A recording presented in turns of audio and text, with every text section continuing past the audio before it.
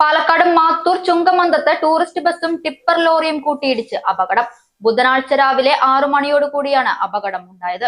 കോട്ടായി ഭാഗത്തു നിന്നും കുഴൽമന്ദം ഭാഗത്തേക്ക് പോവുകയായിരുന്നു ഇരുവണ്ടികളും. മുന്നിലുണ്ടായിരുന്ന ടിപ്പർ ലോറി ഇൻഡിക്കേറ്റർ ഇടാതെ കുത്തന്നൂർ റോഡിലേക്ക് തിരിച്ചതാണ് അപകടത്തിന് കാരണമെന്നാണ് നാട്ടുകാർ പറയുന്നത്. ടിപ്പർ ലോറി തിരിച്ചതിനു പിന്നാലെ പിന്നിൽ ഉണ്ടായിരുന്ന ടൂറിസ്റ്റ് ബസ് നിയന്ത്രണം തെറ്റി സമീപത്തെ കടയിലേക്ക് ഇടിച്ചു കയറുകയായിരുന്നു. റോഡിൽ നിർത്തിയിട്ട 2 ഇരുചക്ര വാഹനങ്ങളും ബസ്സിനടിയിൽപ്പെട്ടു. സംഭവ സമയത്ത് റോഡിൽ ആളുകൾ ഇല്ലാത്തതിനാൽ വലിയ അപകടം ഒഴിവായി. അപകടത്തെ തുടർന്ന് റോഡിൽ രാവിലെ ഗതാഗത കുരുക്കും ഉണ്ടായിരുന്നു.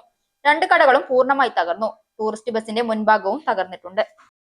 സൗജന്യ വൈഫൈ കണക്ഷൻ അങ്ങനെ വരാൻ വഴിയില്ലല്ലോ.